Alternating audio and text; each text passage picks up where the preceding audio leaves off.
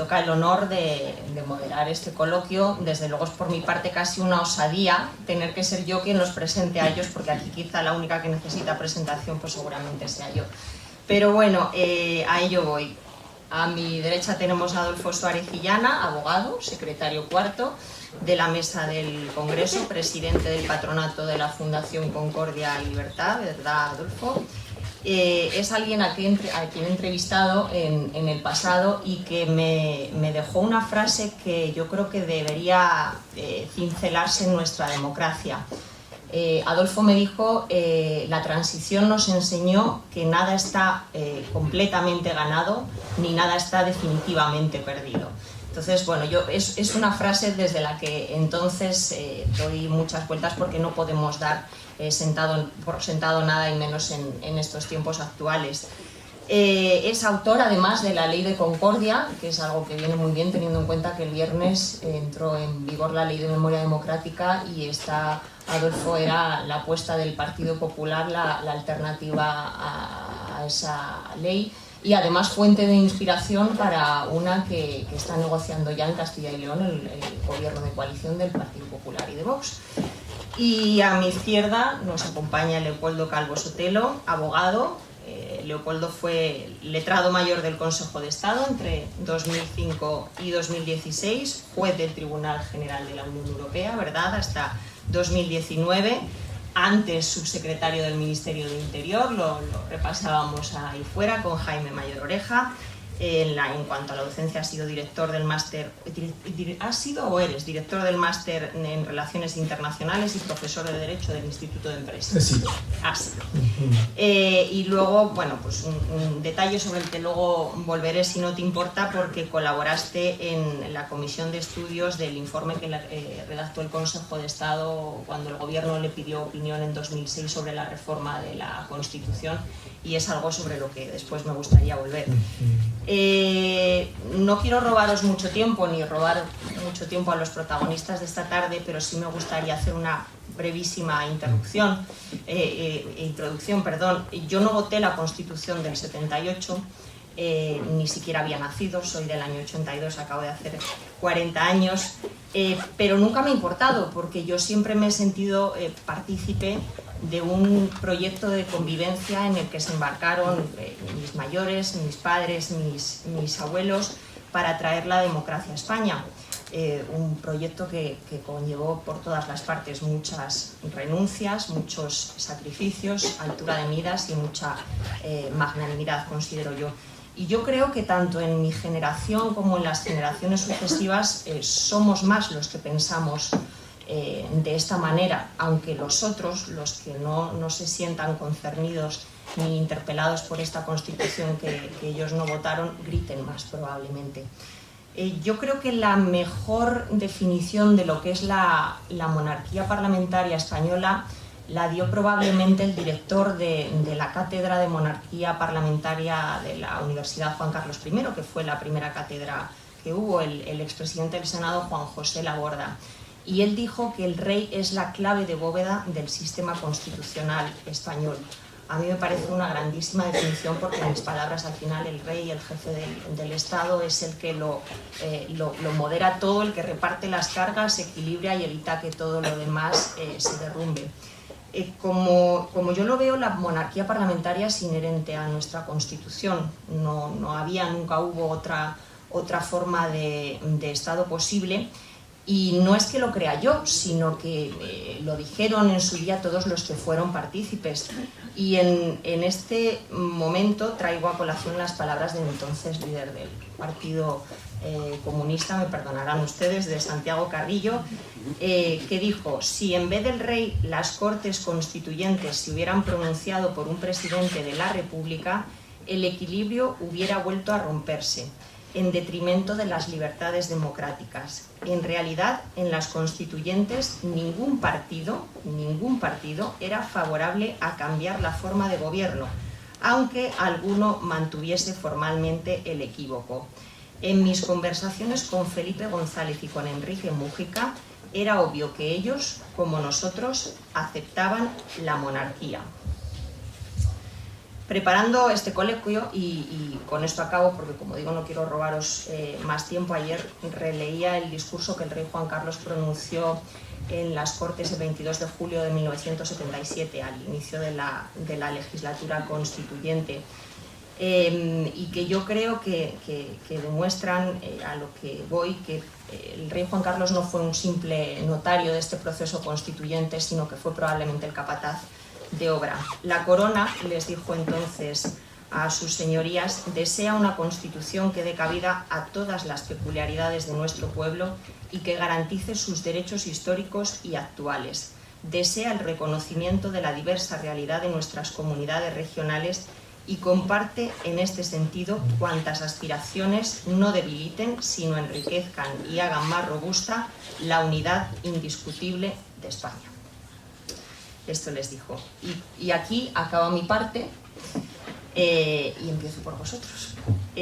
Bueno, han pasado, y nos venimos a la actualidad, en 5 años, acaban de pasar del famoso discurso de Felipe VI, que fue un poco su bautismo de fuego el 3 de octubre de 2017. La princesa Leonor el año que viene, por estas fechas, además prestará juramento ante las Cortes, jurará la Constitución y el resto de leyes del ordenamiento jurídico. Tenemos un rey en Abu Dhabi exonerado de todas las causas judiciales que se le han abierto, y no han sido pocas. Me gustaría empezar por preguntaros si en este momento hiciéramos una ITV a la monarquía, a la corona, ¿en qué punto nos encontraríamos? ¿Cuál es su estado de salud? Adolfo, Leopoldo, ¿quién abre fuego? Adolfo. Empiezo por ti, Adolfo. Bueno, lo primero decir es que pocas veces me han llamado impresentable de una forma tan elegante como lo ha hecho mi querido Carlos, cosa que ha arreglado luego Ana. Pero bueno, bromas aparte. Vamos a ver, la frase que tú has mencionado antes, que yo no recordaba habértela dicho, la repito mucho por ahí, porque claro, me encuentro gente muy pesimista, siempre derrotista, que mal estamos. Mira, estamos como nos lo hemos trabajado, porque efectivamente nada está definitivamente perdido y nada está definitivamente ganado.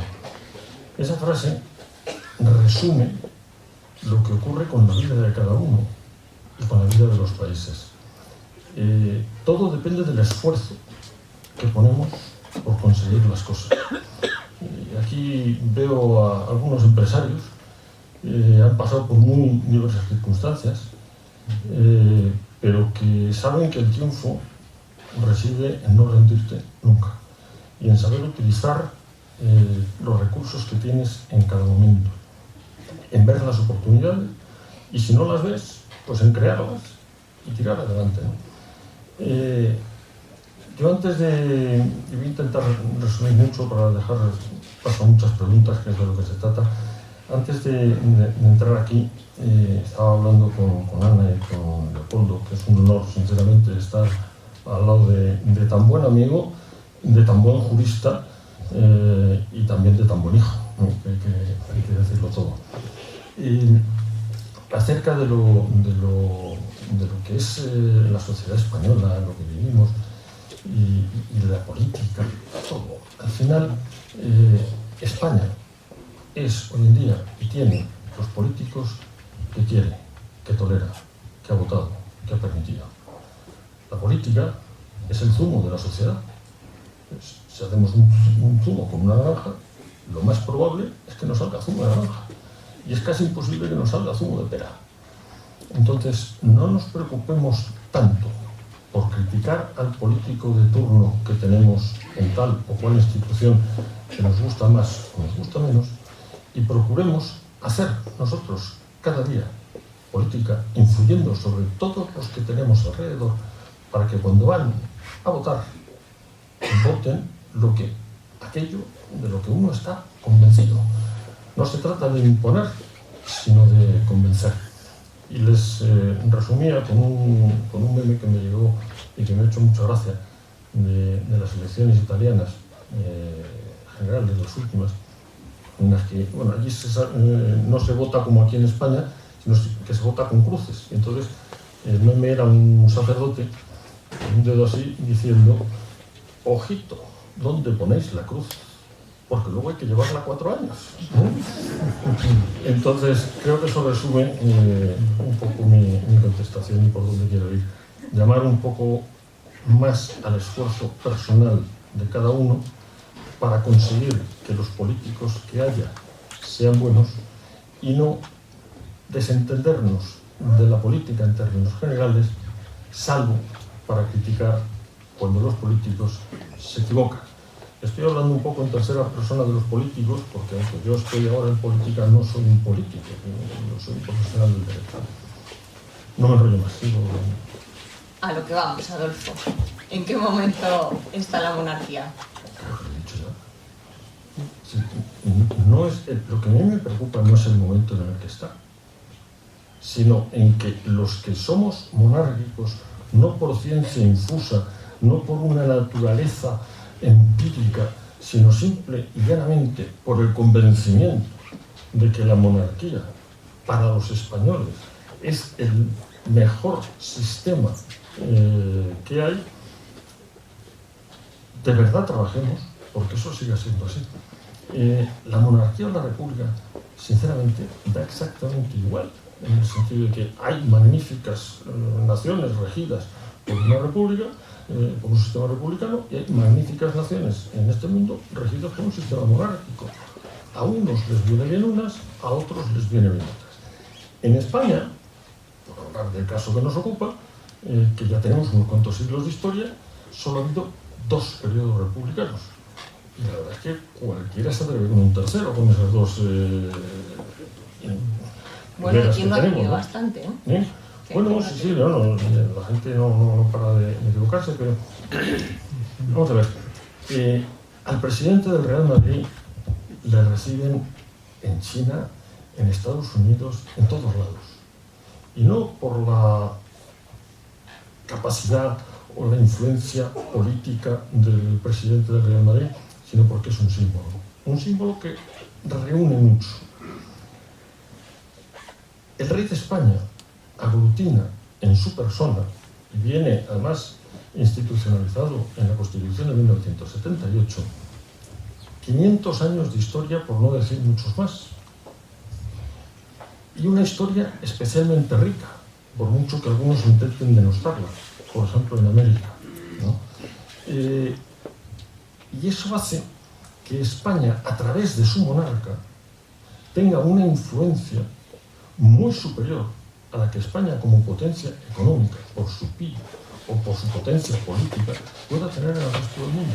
Por eso, cuando el tener una marca es tan importante en un mundo como hoy, cualquier comerciante sabrá que tener una marca potente es fundamental. Cuando tenemos una marca tan potente como es el Reino de España y el Rey de España que lo representa, es una tontería prescindir de él. Cuando además ayuda, como dice nuestro artículo 56, a moderar y arbitrar el debate político, cuando tiene un papel que entre españoles ha demostrado ser fundamental. Los españoles tendemos en la batalla política a pegarnos. Lo hacemos con una facilidad inmensa. Que haya un poder que esté por encima de la votación, del enfrentamiento, me parece fundamental.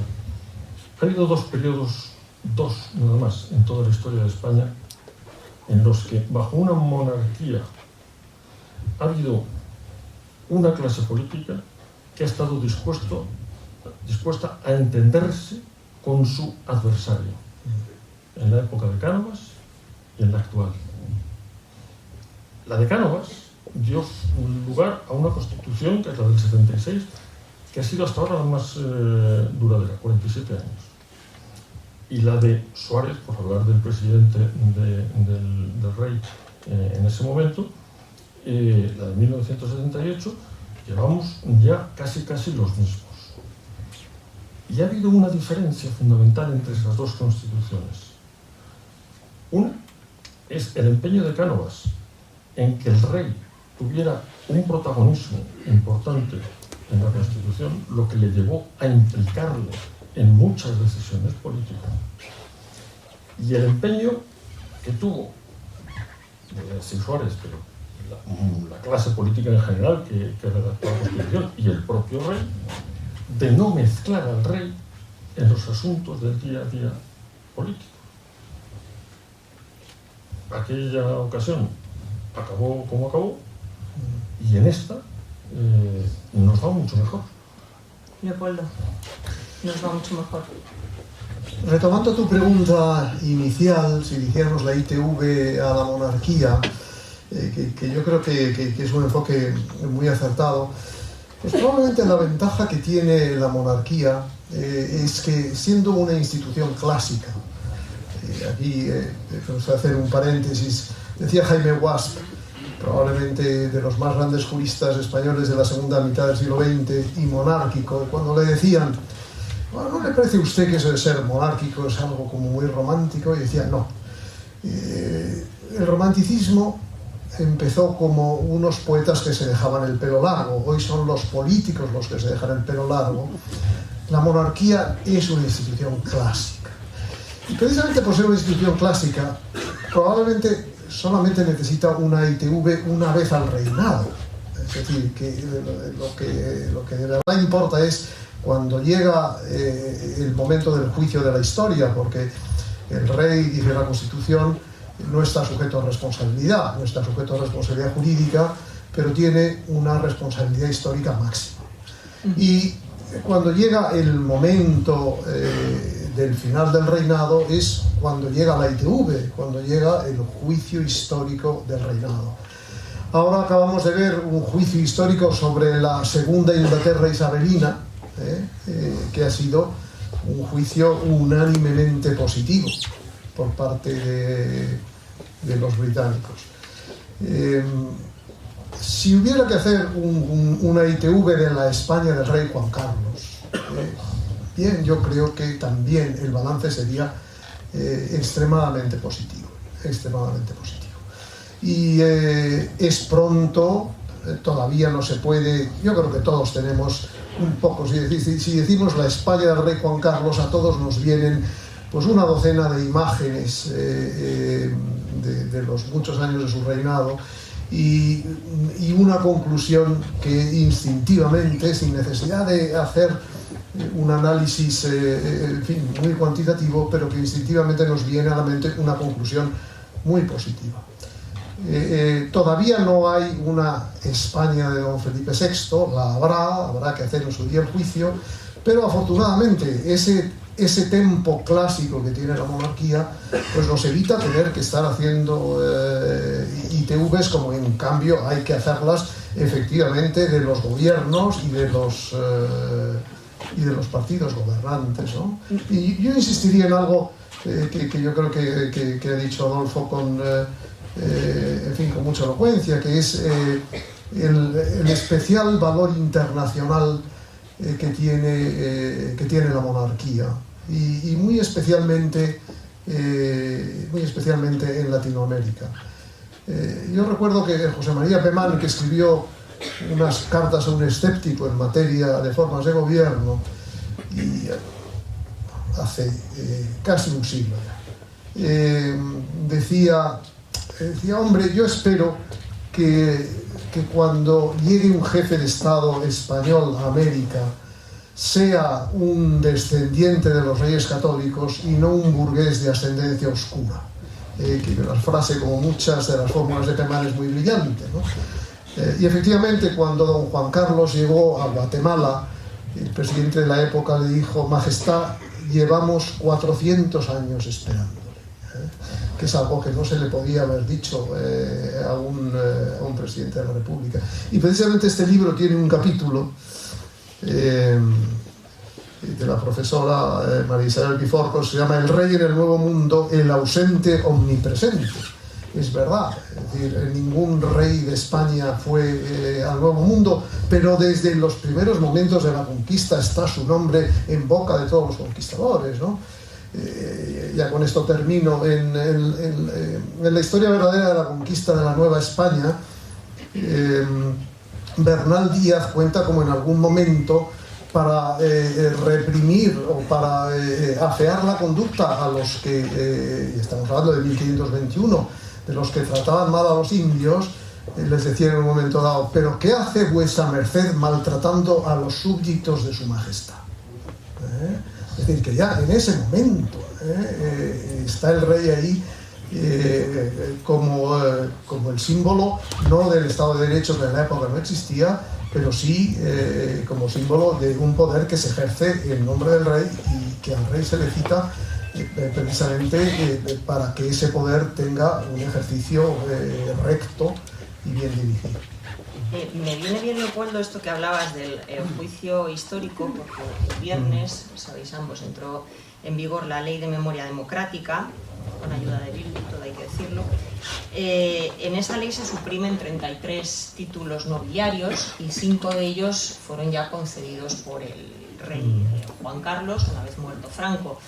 Mi pregunta es si estamos asistiendo al inicio del borrado del reinado de Juan Carlos I. Empiezo por ti esta vez. Quizá en esa ley, aparte de efectivamente lo que tú has comentado muy acertadamente y que requeriría un tratamiento jurídico que quizá no es del caso, ¿no? Pero en el orden más estrictamente político, esa ley, en una de sus disposiciones adicionales, le confiere toda la autoridad que tiene el legislador democrático a las tesis que pretenden deslegitimar la transición. Es una disposición adicional, en la que se habla de, de los derechos que puedan tener los luchadores por la democracia, que hasta el 31 de diciembre del 83 fueran no debidamente tratados. Bueno, da igual, lo que importa no es el tenor literal de la disposición, lo que importa es el espíritu, y el espíritu, como ya ha dicho alguien, es el de terminar con la leyenda de una transición ejemplar. Bueno, a mí me parece muy grave, porque igual que los norteamericanos hablan de los padres fundadores, de los founding fathers, nosotros tenemos también una historia de padres fundadores, y esa historia es la de la transición. Y entre los padres fundadores, pues efectivamente el primero es Adolfo Suárez, que estampa su firma en esta Constitución de 27 de diciembre de 1978. Pero antes de diciembre del 78 y después hay toda una transición que constituye un periodo fundacional, que yo creo que, por supuesto, la libertad de expresión es omnímoda. Cualquiera puede criticar a la transición, historiadores, políticos y ciudadanos, pero que el legislador haga suya la tesis deslegitimadora de la transición, a mí me parece grave, porque deslegitimar la transición es deslegitimar la Constitución que nace de ella, y eso el legislador no debería hacerlo. Adolfo, tú has asistido además a los debates de esta ley en el Congreso, has escuchado las posiciones, el ministro de la Presidencia además también como ponente. ¿Opinas igual que Leopoldo? He de reconocer que he escuchado casi todas, algunas simplemente las he oído, pero de espaldas, porque no quiero escucharlo. Lo que hay que decir es, yo voté que no a la ley, por si acaso, y estoy en contra de la ley.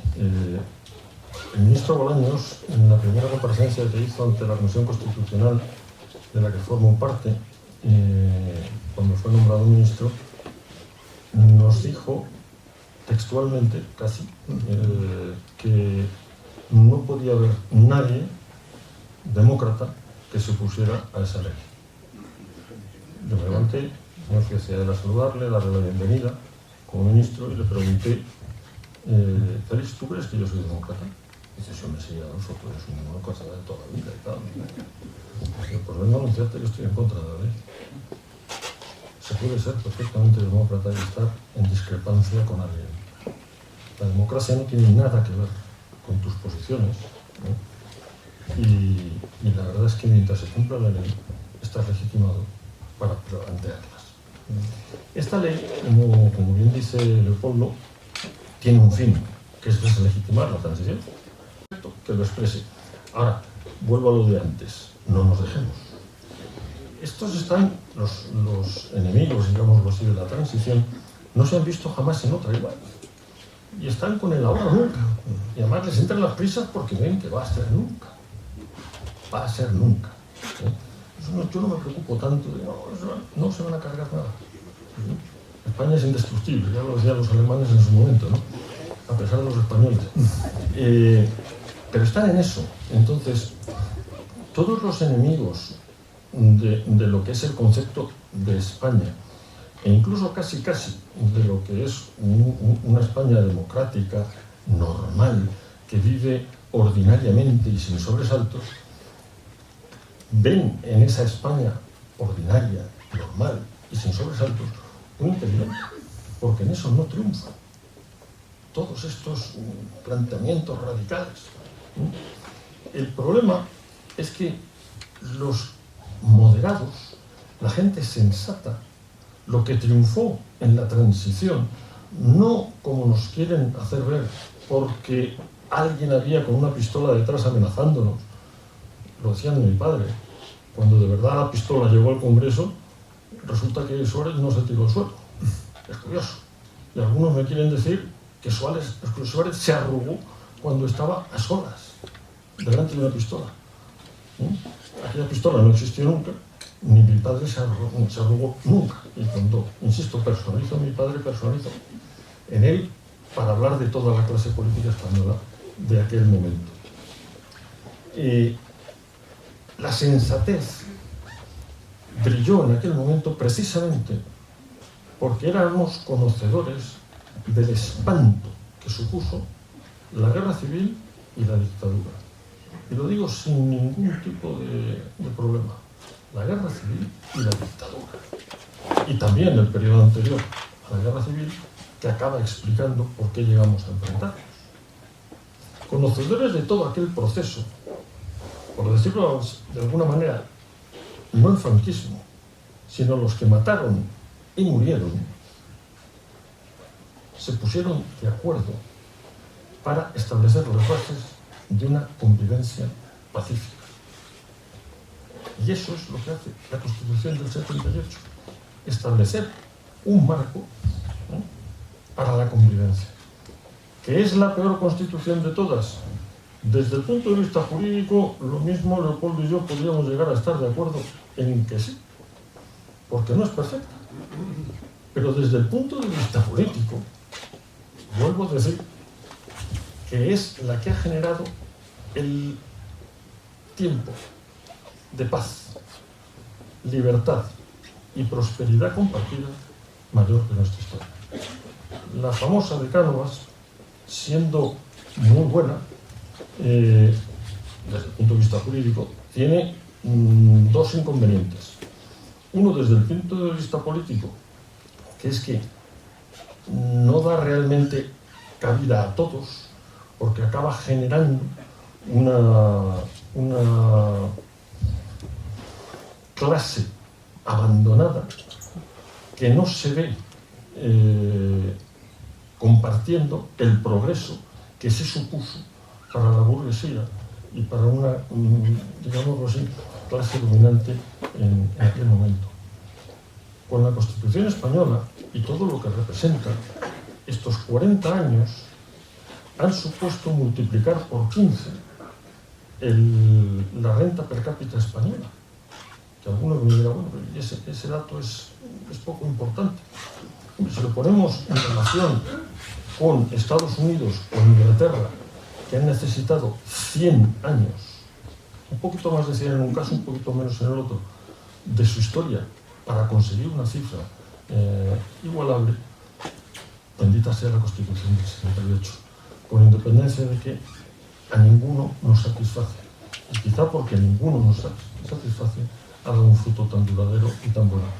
Yo espero que la Ley de Memoria Democrática acabe derogándose, es un anacronismo volver a establecer vencedores y vencidos cuando aquello había sido superado y después de que una clase política ejemplar hubiese restaurado en la inmensa mayoría de los casos los agravios anteriores. Y me permito solo citar una breve cifra. Nadie se lee el informe previo a esta ley, son 100 y pico páginas. En él, una tal María Teresa Fernández de la Vega llega a establecer o decir que los gobiernos anteriores, especialmente los primeros de la transición, habían sido ejemplares, llegando a invertir desde el año 78 al año 2007 la cifra de 16.000 millones en reparación a las víctimas.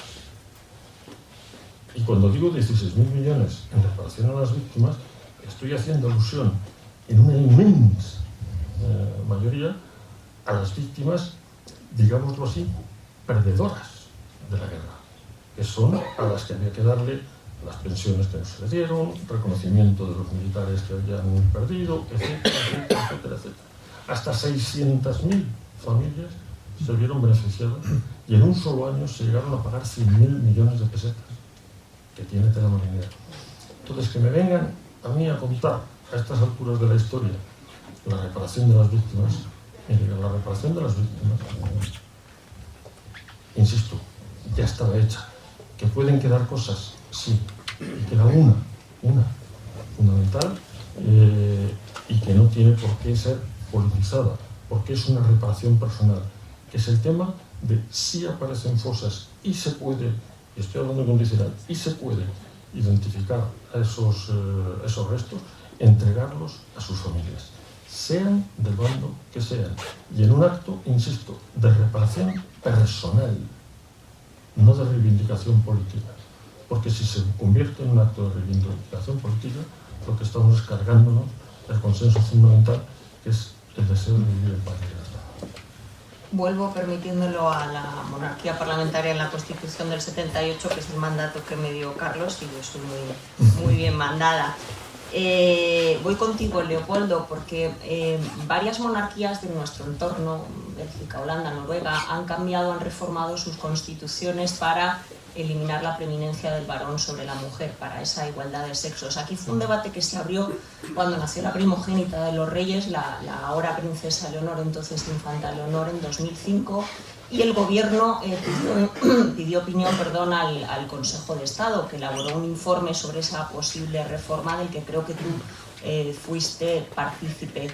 Aquello quedó aparcado al final, pero quería preguntarte si debió reformarse la Constitución en ese sentido, entonces, en aquel momento de bipartidismo imperfecto, y si es un momento ahora, si ya ese melón no debe abrirse hasta que Leonor llegue a reinar. Sí, efectivamente yo participé en aquel informe del Consejo de Estado sobre la reforma constitucional bajo la presidencia de Rubio Llorente como presidente del Consejo de Estado, que también promovió la idea de una comisión de estudios en el seno del Consejo de Estado que hiciera grandes informes un poco al estilo de los libros blancos o los libros verdes que hay en la Unión Europea y en otros países. Sí querría precisar que a mí no me tocó la parte de la corona, sino la reforma del Senado, bajo la dirección de Landemino Lavilla, y de aquella reforma del Senado sí podría hablar con más longitud.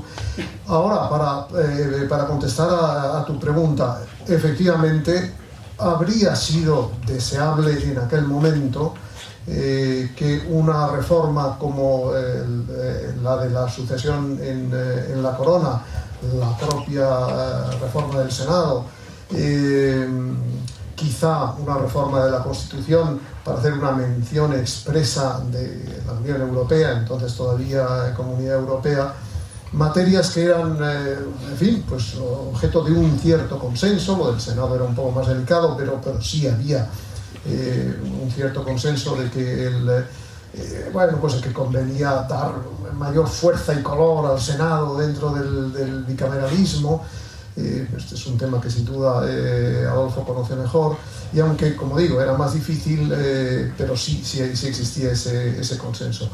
Ciertamente el ambiente político de la época en la que el consenso, sobre todo en materia territorial, que es el gran problema, el consenso en materia territorial había empezado a deteriorarse de tal manera que cualquier camino para abordar una reforma constitucional pues se hacía imposible por cómo era el ambiente político en la época, y desgraciadamente sigue siendo ahora.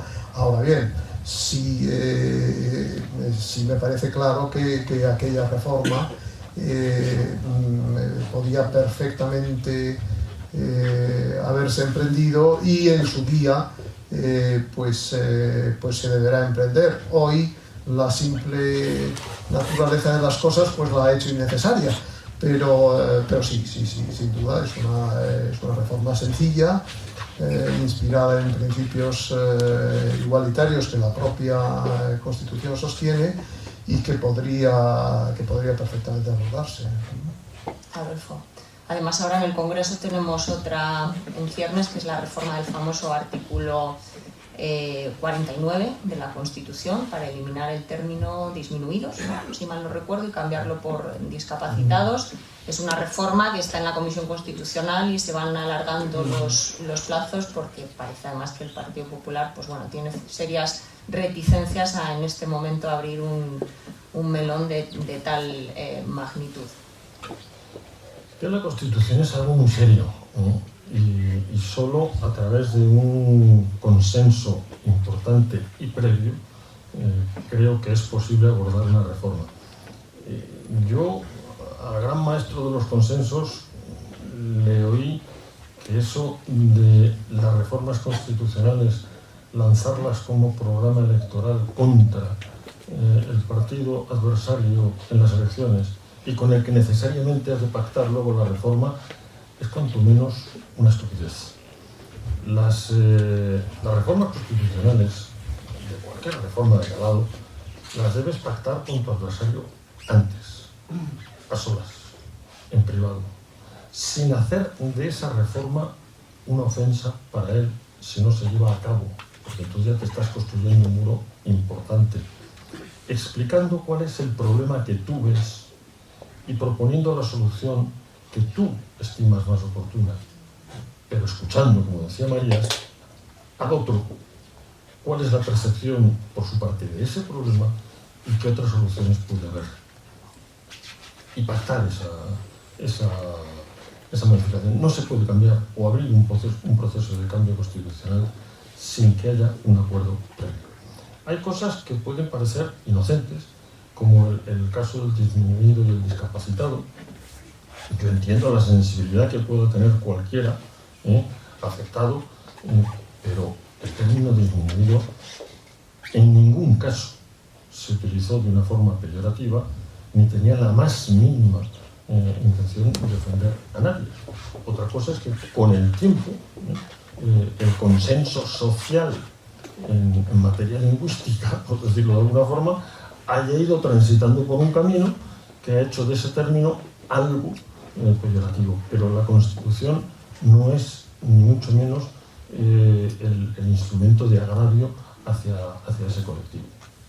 Y si solo se pretendiera cambiar esa palabra sin más, no habría problema. El problema está en que se quiere aprovechar para cambiar bastante más. Y ahí es donde puede estar el problema.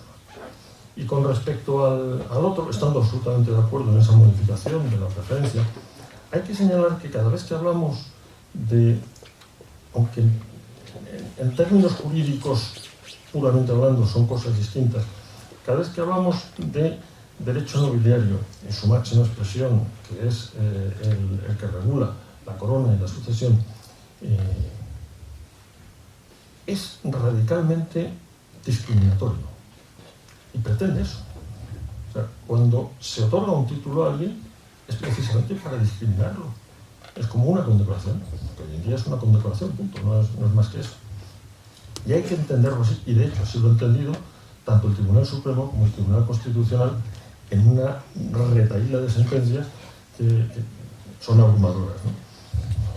Cuando uno se lee la Constitución, ahora, como pasa con el tema de disminuidos, nos centramos en el tema de la preferencia del varón sobre la mujer, porque efectivamente es muy llamativo y los términos en los que las sociedades hoy en día se configuran de igualdad, pues esto choca, ¿no?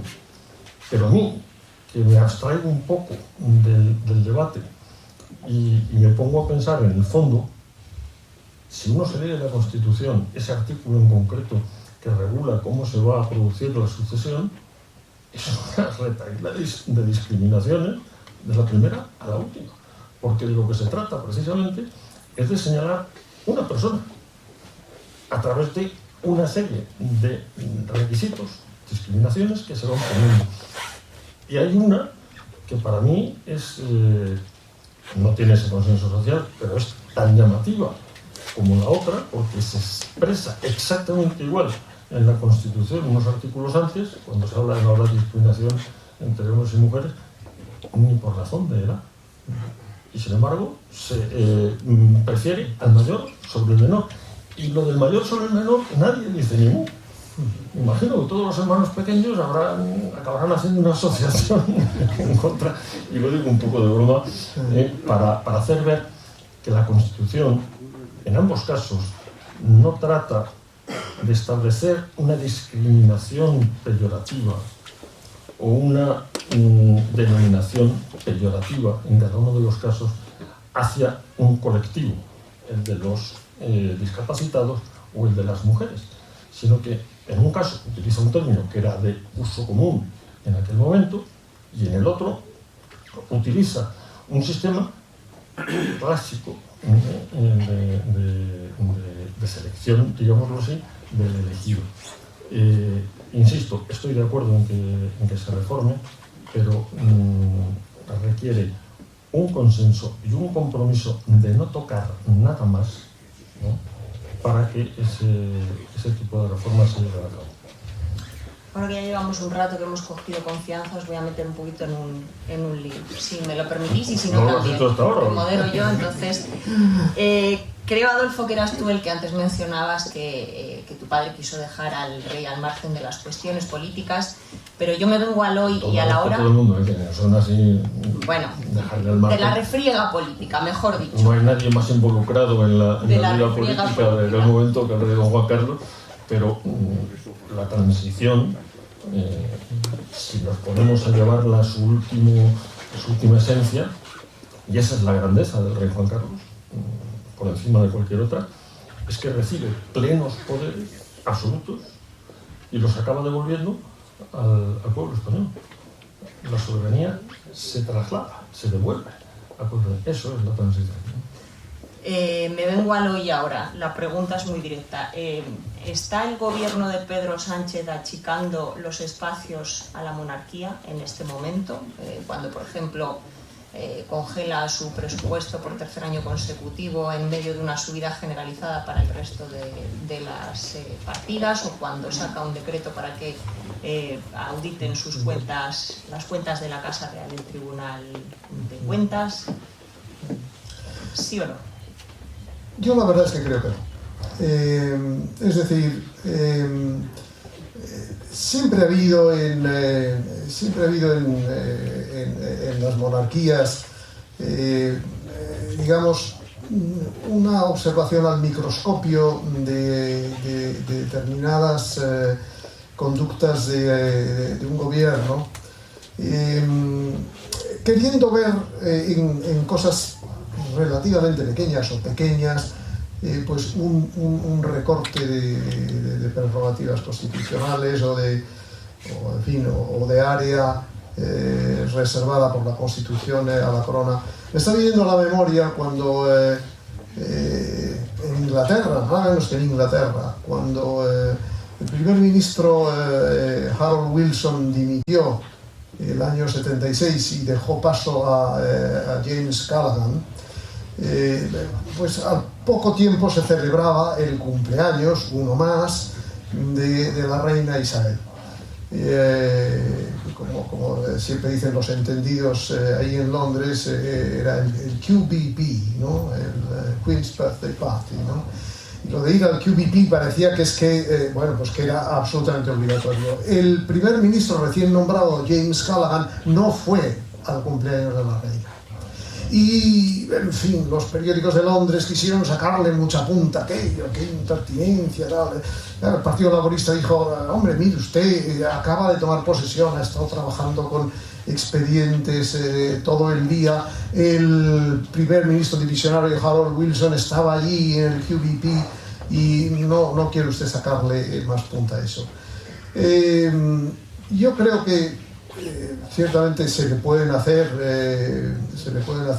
muchas críticas a este gobierno, que quizá no sea el orden del día de hoy, pero en mi opinión, desde el punto de vista de el juego constitucional en relación con la corona, bueno, pues siempre aquí y allá pues se puede decir, hombre, pues esto se podía haber hecho con más o menos elegancia, esto yo habría hecho de una manera distinta, pero haciendo un poco el análisis, blanco sobre negro, de una actitud gubernamental respecto de la corona,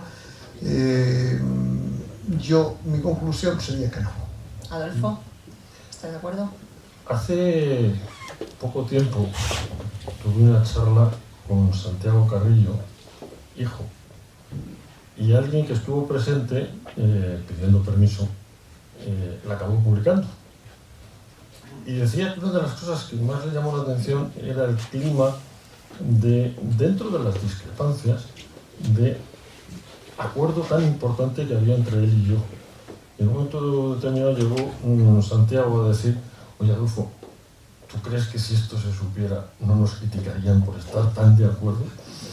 Pues bueno, no solo estoy de acuerdo con Santiago Carrillo, sino que estoy también de acuerdo con Leopoldo Calvo Sotelo. Y muy orgulloso, además, de estarlo. Sinceramente, no creo que... Son muchas las partidas que se congelan, no es solo esa. Y dicho así, tal y como lo has descrito tú, si yo fuera el jefe de comunicación de la Casa Real, pues a lo mejor hasta lo utilizaría. Digo, pues mire, yo soy de los que efectivamente se sujeta el cinturón en momentos de crisis, mire que bien, etc. Sinceramente, el papel de la monarquía está escrito en la Constitución y creo que el rey Felipe VI lo está haciendo extraordinariamente bien. Y las pocas veces en las que a lo largo de su mandato ha tenido que hacer algo importante, la verdad es que lo ha hecho con maestría. Así que yo no creo que el papel del monarca, de la casa del rey, pueda estarse viendo constreñido o arrumbado, más allá de que efectivamente el debate político nos pueda llevar a preferir una u otra cosa en un momento determinado, una presencia en determinado acto más relumbrante, de mayor relumbrón, por decirlo de alguna forma, pero sinceramente no voy un poquito a las acciones que han venido después.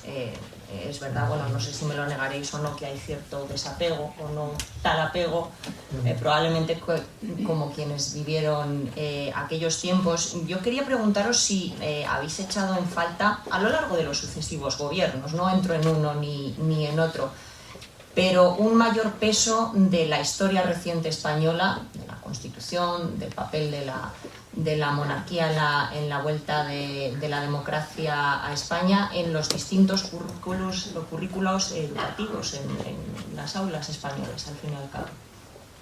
Y si eso es reversible. Pero una carencia en los currículos respecto de la monarquía. El hecho de que no haya no se haya puesto el suficiente énfasis en los libros de texto, en lo que los chavales, los de mi generación, los de después han estudiado en las aulas sobre nuestra historia más reciente. Porque ahora, por ejemplo, la nueva ley que acaba de entrar en vigor pues incide mucho en el peso que va a tener el conocimiento de la guerra civil, del franquismo, de los represaliados en esos currículos, pero no en lo otro, claro.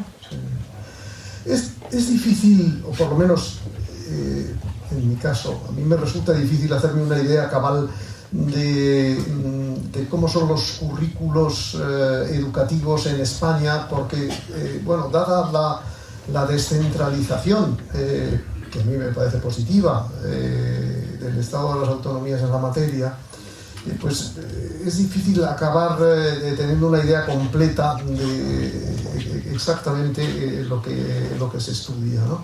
Pero mi impresión general es que los currículos actuales hacen un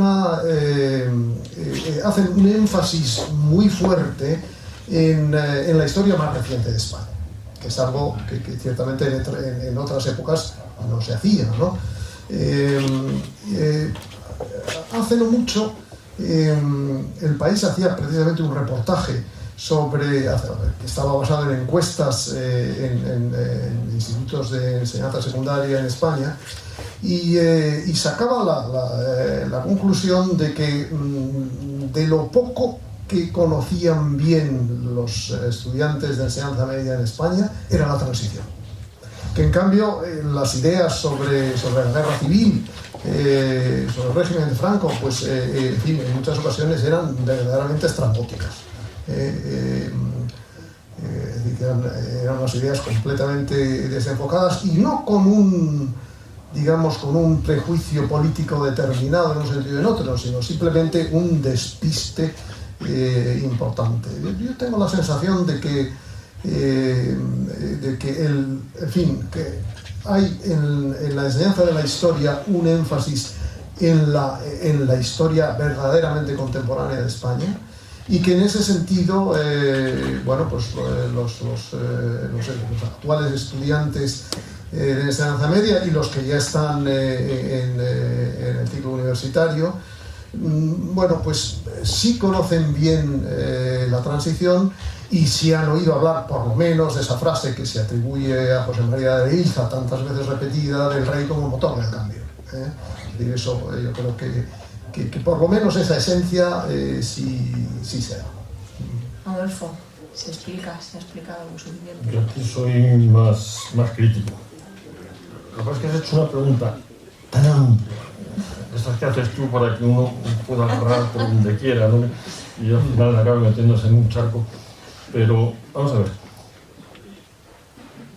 España en la transición deja pendientes dos grandes consensos en su arquitectura, digámoslo así, institucional. Una es realmente institucional, la otra no es institucional, pero es la base de la sociedad, fuera de ese consenso y de ese desarrollo. Uno es la justicia y el otro es la Constitución. Y siguen pendientes, la Constitución, la educación, y siguen pendientes. Se han hecho leyes de educación, pero no ha habido una ley de educación que mire a 30 años vista y que pretenda la educación de nuestros jóvenes y su formación para afrontar los retos que se van a encontrar en el futuro, con independencia de la ideología. Y hemos querido todos influir. Y sinceramente hemos tenido unas leyes de educación que cada día la nueva ha sido peor que la anterior, hasta que hemos llegado ya a esta última, la ley CELA, de la que he escrito algo y nada bueno, por decirlo de alguna forma. Hay una falta muy importante de respeto en ese tratamiento de la educación, y ya lo de la ley de educación de CELA en relación con la ley de memoria democrática es una relación. Vamos a ver, la historia no es una cuestión de los políticos. Yo no creo que haya habido un periodo de mayor libertad para hablar de la historia que precisamente estos últimos 40 años. Cuando en la ley de memoria democrática se establecen todas estas preferencias por enseñar, educar en esos valores, oiga, yo en los últimos 40 años me he hartado a oír hablar a gente de izquierdas de la guerra civil, de la dictadura, de lo que pasó, sin que nadie le ponga la más mínima cortapisa.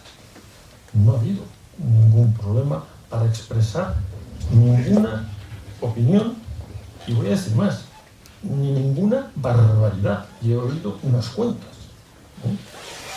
Y sin embargo, ahora, con esta nueva ley, parece que se va incluso a ir contra la libertad de cátedra, porque si uno defiende determinadas posturas, está cometiendo casi un delito, y sin el casi, porque se les sanciona, ¿no?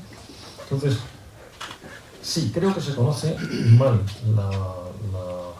el periodo de la transición, creo que se conoce mal la época de la guerra civil, creo que se conoce mal la época de los reyes católicos, creo que se conoce mal la época de la conquista de América, creo que no se da la suficiente importancia a que se permitan decir salvajadas como que nosotros hemos cometido un genocidio en América.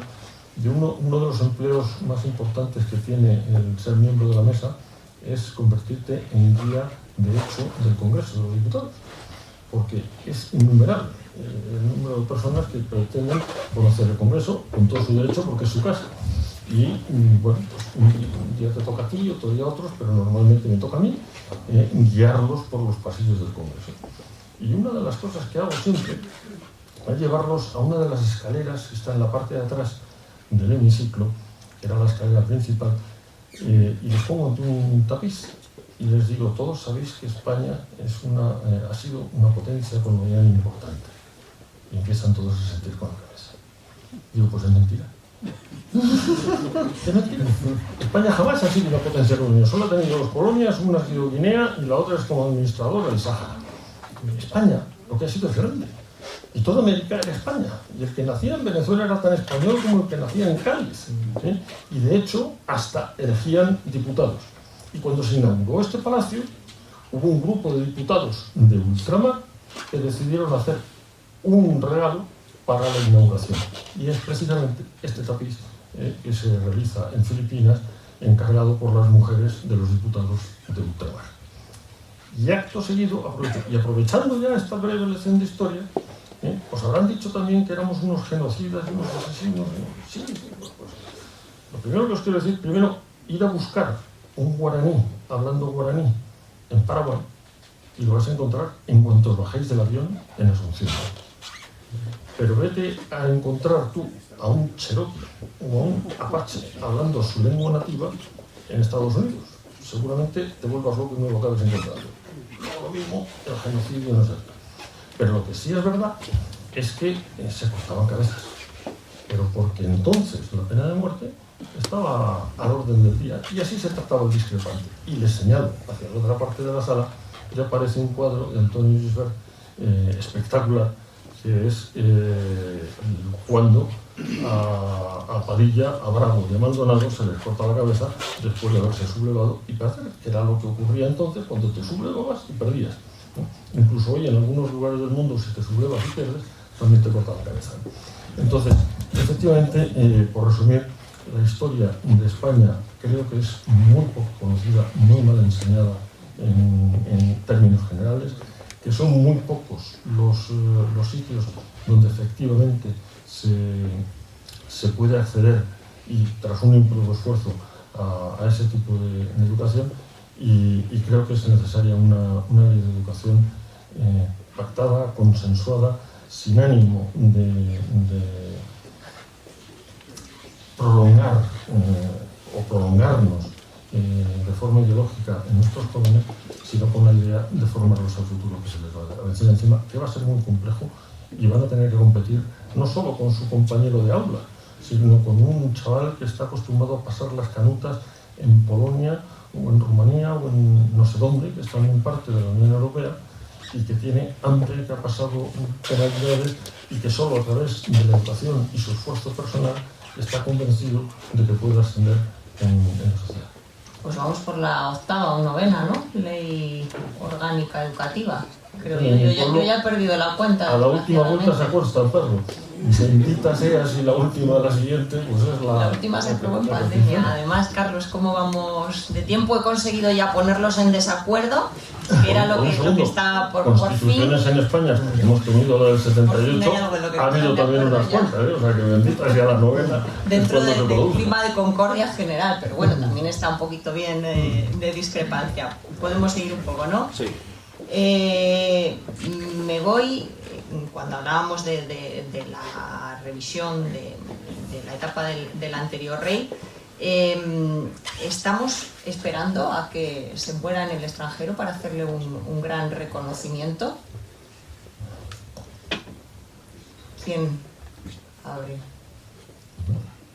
Yo soy un defensor de la monarquía, soy un hombre leal a la corona y creo que no hay mejor defensa de la corona que estar al lado del rey Felipe VI. Lo está haciendo de maravilla.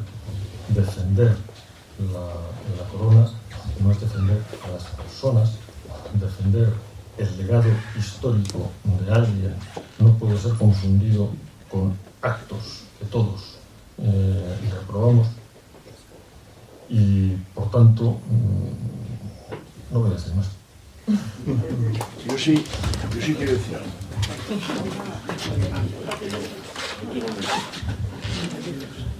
Yo, bueno, como presidente de la Fundación Vida Cisneros, para que se oiga también la voz y la opinión de la Fundación Vida Cisneros, y lógicamente respetando la opinión de los demás, creo que defender la corona y defender la institución monárquica, que es a lo que se dedica, entre otras cosas, la Fundación Vida Cisneros, es defender también el legado del rey Juan Carlos.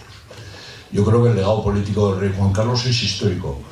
Tú mismo lo has dicho antes, es la única persona en la historia, la única, pero no en la historia de España, es la historia de la humanidad que recibiendo todos los poderes los entrega, ¿no?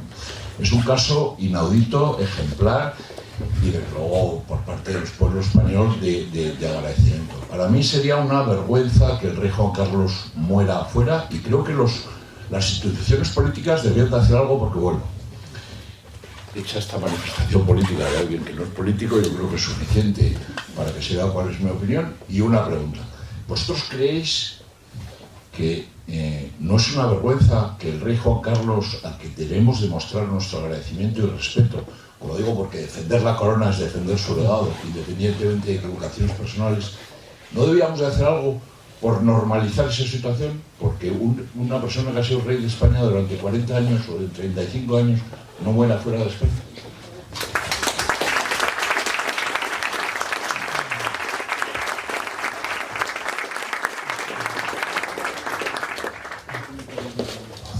Pues, vuestro turno.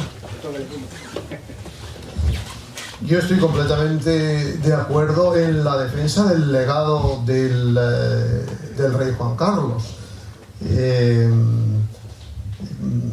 Perdón que me cite, pero como decía Unamuno, soy el autor que tengo más a mano, sin que me quiera comparar con Don Miguel.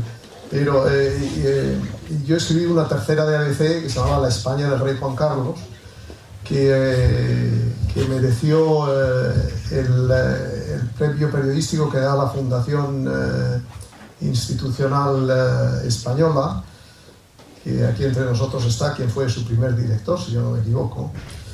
Y, en fin, el premio periodístico que llevo con orgullo y que me entregó el propio don Juan Carlos, y aquella tercera de ABC era una defensa de su legado.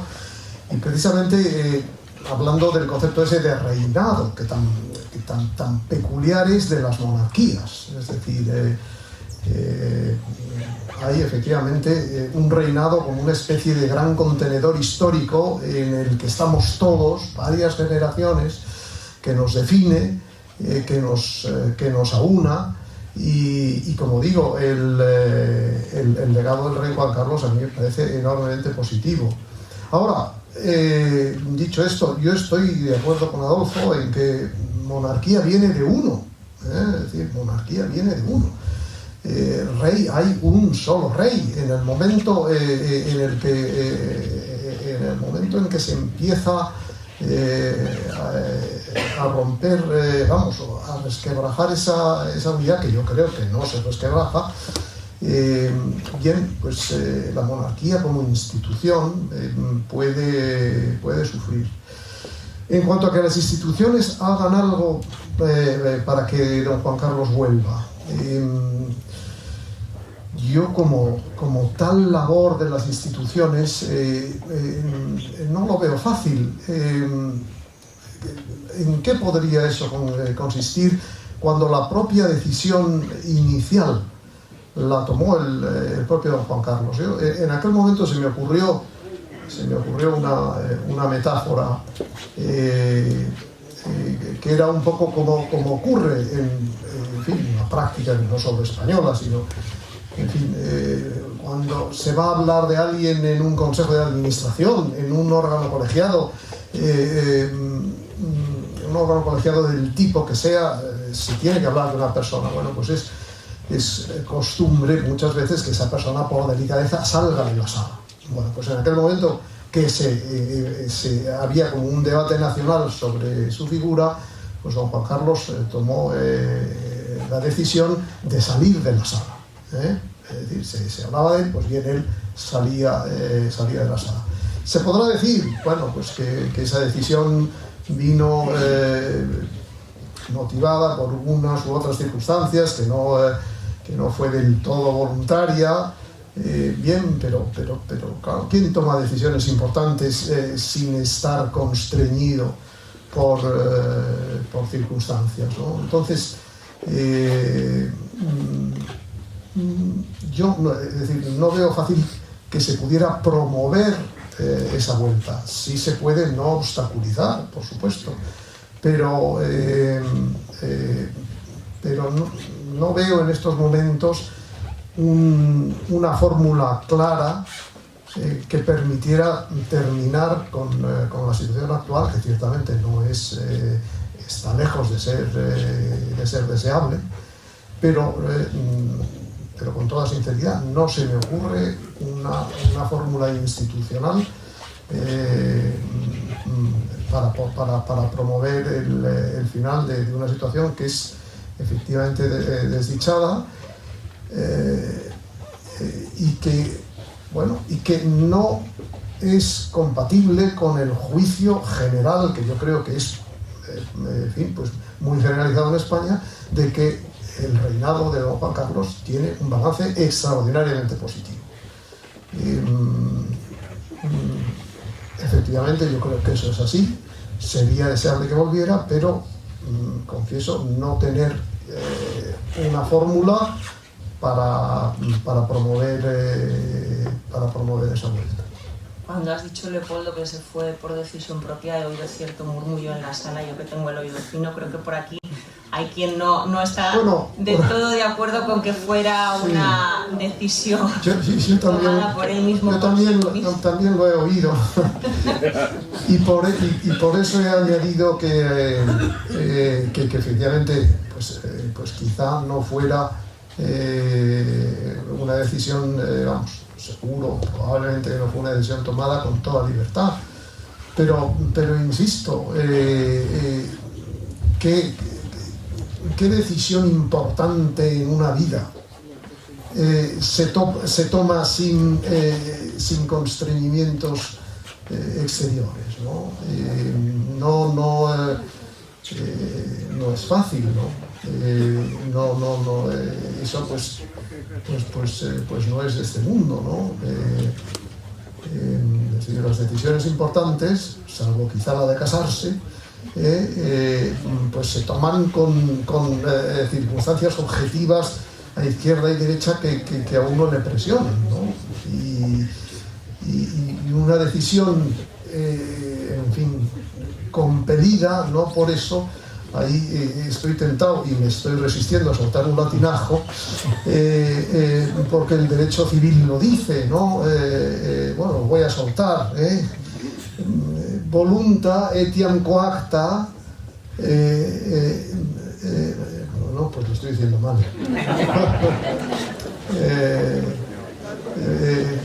Voluntas etiam coacta etiam voluntas sit, es decir, la voluntad incluso coaccionada no deja de ser voluntad, ¿no?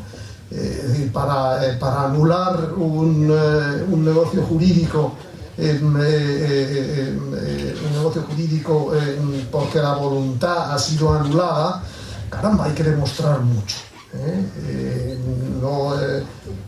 No basta cualquier tipo de situación difícil en la que se ve el que firma el contrato. Querían, ya puedo... Toma usted la palabra, sí, adelante. Yo.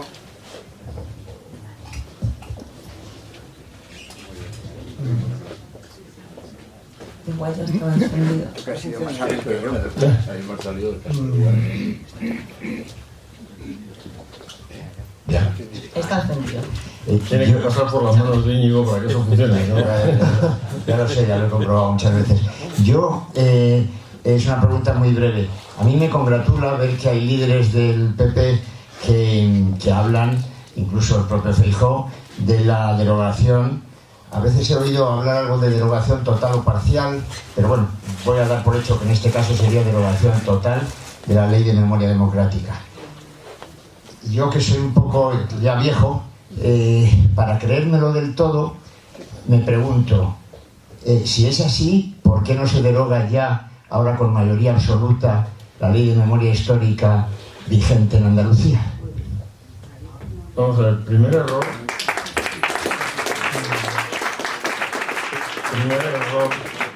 es decir que yo soy un líder del Partido Popular. Primer error. Yo soy un miembro del Partido Popular, diputado por la circunscripción de Madrid en las listas del Partido Popular, pero visto mucho de ser un líder del Partido Popular, el líder de Feijóo. La Ley de Memoria Democrática es el presidente Feijóo el que ha prometido derogarla. Yo a la gente la juzgo por su trayectoria, y la verdad es que el presidente Feijóo no es un recién llegado del que te puedas o no fiar, y el presidente Feijóo te podrá gustar o no te podrá gustar, pero es un hombre que cumple su palabra, por lo menos hasta ahora lo ha hecho. Con lo cual yo no tengo por qué dudar de que cuando se llegue a ese punto se derogará. Segundo, como tampoco soy político realmente, estoy metido en política, no voy a dejar la segunda. La Ley de Memoria Histórica Andaluza se va a cambiar. Vamos a ver, lo he dicho antes de una forma sutil, pero lo digo abiertamente. La Ley de Memoria Histórica sí tiene cosas aprovechables y buenas. Lo que pasa es que cuando se llevan al extremo y se realizan como modo de reivindicación política y no de reparación personal, se convierten en malas. Entonces, de la Ley de Memoria Histórica, a lo mejor no haría falta derogarla en su totalidad y por las buenas, sino reformarla. En el caso de la nacional, ha llegado a un punto con esta nueva versión de la Ley de Memoria Democrática que a mi juicio sí es bueno reformar. Yo, que como decían al principio, soy el director, no el autor, porque hay mucha gente que ha participado en ella, en una ley que se hizo no para mí, sino para que la presentara el Partido Popular, cosa que no hizo en su momento, que es la Ley de Concordia. Estuvimos, el grupo de trabajo, mucho tiempo debatiendo si era bueno dar en la disposición derogatoria ese golpetazo, es decir, queda derogada la Ley de Memoria Histórica, o simplemente decir queda derogada toda ley que se oponga a la presente, igual rango, etc. ¿Por qué? Porque hay cosas que sí son aprovechables. A mí eso, el radicalismo procuro evitarlo, Yo puedo estar incluso convencido de que algo es bueno o cierto y no por ello es bueno o cierto, o a lo mejor ni siquiera es aplicable a todos, sino que tengo que escuchar al de enfrente. Y en una sociedad como la nuestra, en la que ya hay casi 50 millones de paisanos, pues hombre, hay que ponerse de acuerdo, ¿eh? Yo siempre digo que de los 7.000 millones de habitantes que tiene la Tierra, solo hay uno que esté al 100% de acuerdo con su mujer, y soy yo. Yo ruego que esto, por favor, si lo veis algún día, se lo digáis. Te lo he dicho en público, ¿eh? El resto convive con su mujer, con su marido, con su pareja. No están de acuerdo al 100% con ella. Y no por ello les impide formar familia, un proyecto de vida en común, amarse. Se hacen sociedades, no estás al 100% de acuerdo con tu socio, los proyectos. Con los políticos tampoco tenemos que estar al 100% de acuerdo, ni para votarlos, ni para construir con ellos el país que queremos. No sé si con eso contestas, pero no me convence. Antes de seguir invitando a la gente a participar, sí que me gustaría haceros, por mi parte, una última, penúltima, no sé, pregunta, pero hemos hablado del pasado de la monarquía, del presente. Me gustaría hablar del futuro, porque yo al comienzo de mi intervención decía que para mí la monarquía parlamentaria es inherente a la Constitución, no había otra forma posible, pero no sé si vosotros consideráis que la princesa Leonor, consideráis indudable que ella reinará. Bueno, yo tengo esa convicción y yo tengo la convicción de que ella reinará. No creo que yo lo vea, porque soy más viejo que el rey Felipe, pero sí tengo la convicción de que ha de reinar. Y yo creo que ese futuro, en gran medida, es ya presente, ¿eh? Es decir, tenemos la entrega de los premios Fundación Princesa de Asturias este viernes, y luego, aunque sea quizá descender a algo muy concreto, pero yo creo que ahí hay un presente que será futuro, que es ese perfecto catalán que habla la princesa de Asturias. En la biografía de Cambó, que hizo Jesús Pavón, cuya lectura recomiendo a todos los presentes porque es probablemente el mejor libro que se ha escrito de la España del siglo XX, ya se cuenta esa primera conversación de Cambó, el líder, que diríamos hoy nacionalista catalán, con un muy joven Alfonso XIII, que alcanzó su mayoría de edad en 1902, mayoría de edad que eran los 16 años constitucionalmente en la época. Y Cambó recuerda en sus escritos que el rey Alfonso le prometió aprender catalán. Y en algún momento, Cambó observa con amargura que no cumplió su promesa. Esa promesa que hizo desde luego Alfonso XIII muy bien hecha y con una importante intuición de cuál era su deber como monarca. Lo que pasa es que, claro, cuando uno es rey a los 16 años, la formación inevitablemente sufre, y don Alfonso tuvo un montón de ocupaciones y no pudo aprender catalán.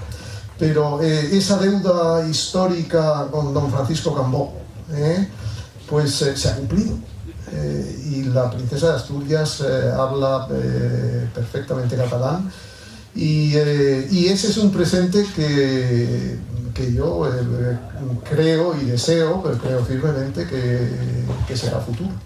Adolfo, creo que aquí vas a estar también de acuerdo, ¿o no? Sí, no estoy de acuerdo, pero yo me voy un poquito más atrás para volver a la historia. Yo recuerdo como si fuera hoy cuando se hablaba de Juan Carlos I el Rebelde. Cierto. Y ha tenido uno de los reinados más largos de la monarquía española y más importantes, y cuyo legado es absolutamente difícil de mejorar. Lo digo para que alguno no se piense que yo estoy criticando el legado. o no defendiendo el legado, porque pocos habrá en esta sala que hayan escrito tanto y que se hayan jugado tanto a nivel personal para defender el legado de don Juan Carlos y de la transición. Yo estoy convencido de que Leonor reinará, pero volviendo a la frase con la que tú empezabas mi presentación, mejor no dejarlo al deseo, simplemente, sino poner todos los medios para defender la Constitución española, defender el legado de todo ese proceso, con los cambios que haya que hacer, que serán muchos, y que permitan que algún día, en una sucesión de paz, libertad y prosperidad compartida muy larga, la infanta doña Leonor, la princesa doña Leonor, acabe siendo la reina de España. Y para ello nada como esforzarse, de verdad, trabajar y no dejar que los demás acaben imponiendo sus... No seamos pues sujetos pasivos sino activos. Sí, hay que, recordando a Alfonso XIII no le saca a nadie de España, ni unas elecciones generales, no, simplemente dejación, falta de defensa de aquello en lo que uno está convencido e incluso comprometido, de una clase política que salió despavorida, de unas clases, unas élites dirigentes que acabaron por no dar la batalla final. Pues yo insisto en que, por muy difícil que parezca hoy y por mucho que algunos nos hablen de catastrofismo, yo sigo siendo optimista, porque nada está escrito, depende de nosotros. Y si nosotros de verdad ponemos todo lo que podemos, el mal llamado régimen del 78, que es lo mejor que nos ha pasado en nuestra historia, seguirá funcionando y veremos a doña Leonor convertida en reina. No sé si alguna intervención más, si alguien quiere tomar la palabra en este punto. Por ahí veo algunas manos. Caballero de la cuarta fila. Voy a hacer una pregunta que no sé si es doble. No sé si se lo escucha bien, espere un momento. Si tenemos el micrófono por ahí, mejor. Así no se tiene que desganitar.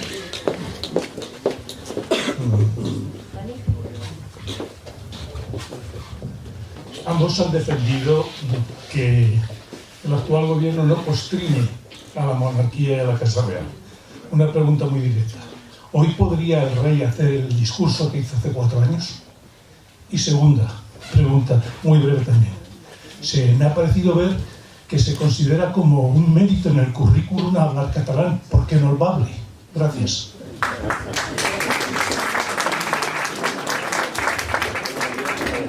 Bueno, acabo de citar los premios Princesa de Asturias. Es decir, que la referencia asturiana no me ha faltado. La referencia asturiana no me ha faltado. No puedo hacer enumeración. Mis propias raíces son gallegas y me encantará en su día oír a la princesa Leonor falar en galego, si se me permite. Es decir, no he pretendido agotar en los méritos del currículum de la princesa, que son muchos, que es una educación particularmente esmerada, como se decía antes. No he querido que se agoten en hablar catalán. Simplemente me parece que la coyuntura justifica esa referencia. En estos momentos hablar bable no contribuye a la solución de ningún problema político, afortunadamente. Y en cambio, bien, me puedo equivocar. Hay algún catalán incluso en la sala que quizá me corrija, pero el hecho de que la princesa de Asturias hable perfectamente catalán, yo creo, pero que es algo elemental, de la misma manera que hablar perfectamente inglés le facilitará determinadas tareas, pues hablar perfectamente catalán le facilitará otras. Creo que es un dato objetivo.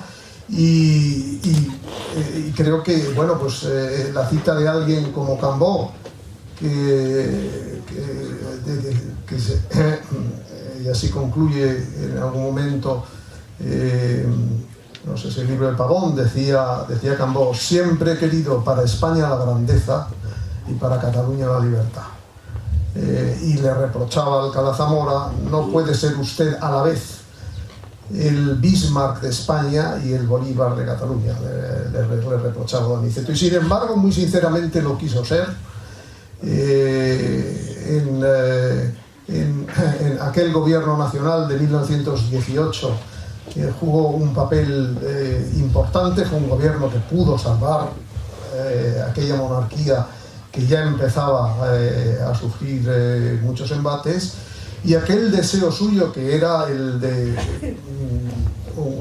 un patriota español y al tiempo, en la época, un regionalista catalán, aquel deseo era un deseo legítimo, y el verlo cumplido, por lo menos a mí, me llena de satisfacción. No se preocupe, caballero, que no se me escapan. Discurso del 3 de octubre, que es la otra pregunta que él hacía. ¿Sería posible hoy en día con un gobierno de Pedro Sánchez y no de Mariano Rajoy como entonces? Yo diría que sí, pero afortunadamente las circunstancias de hecho, por decirlo de otra manera, espero que nunca más vuelvan a darse hechos que hagan necesario un discurso de la corona tan firme y ejemplar como fue aquel. Pero vamos, yo estoy convencido de que el rey de España, o en su día la reina de España, serán capaces de estar a la altura histórica de la corona, como estuvo don Juan Carlos, como está don Felipe y como estará doña Leonor. Adolfo, discurso del 3 de octubre, hoy. ¿Solo una? Derecho a contestar a las dos. Ah, bueno, tienes derecho. Si no, es que me parecía que como interpelaba por el asunto del catalán directamente a Leopoldo, por eso, pero si quieres hablar de las dos cosas, no seré yo quien te lo una pelea de estas locos contra todos. No, empezando por la del discurso, sí, estoy convencido de que haría exactamente lo mismo el rey. Y a Dios gracias, hoy nos dan esas circunstancias, y espero que nunca más se vuelvan a dar. Y además espero que se pueda mejorar mucho con un próximo gobierno presidido por Alberto Núñez Feijóo, para que nadie piense que yo no arrimo al asco a mi sardina también, y hago todo lo que puedo. Una publicidad. Y luego, por otro lado, solo decir una cosa, que con todo el respeto del mundo ha planteado su pregunta como si hablar catalán fuera un demérito.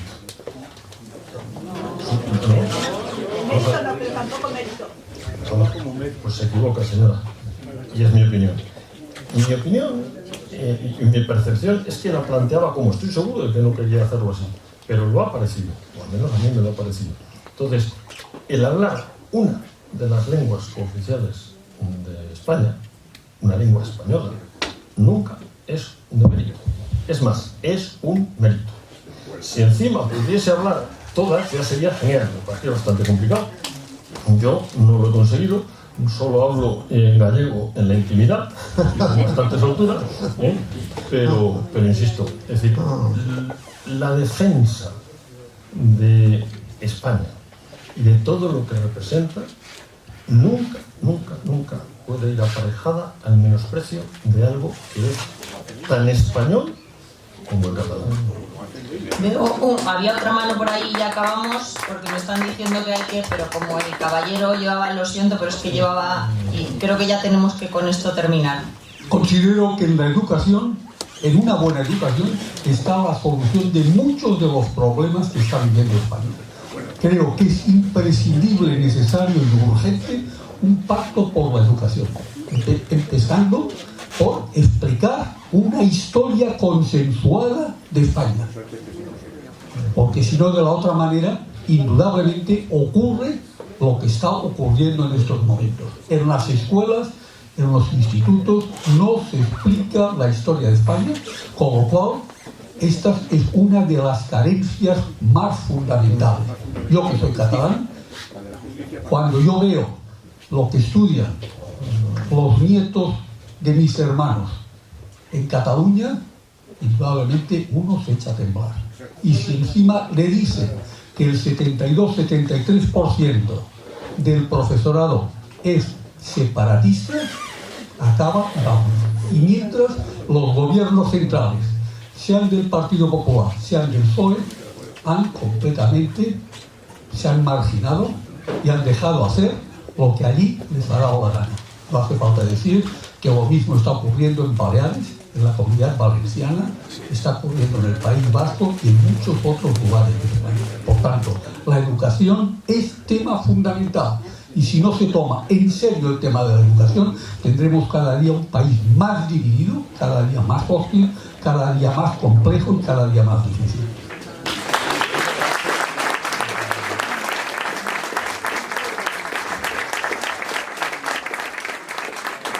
Bueno, pues lo tenemos que dejar aquí. Mi agradecimiento en primer lugar a vosotros dos, Leopoldo, Adolfo, que me lo habéis puesto tan fácil, a la Fundación Villa Cisneros, a todo el público que ha venido. Espero que haya resultado interesante para todos ustedes y, como ya ha dicho Carlos al principio, habrá una tercera conversación muy pronto, así que bueno, pues les emplazamos para esa nueva ocasión.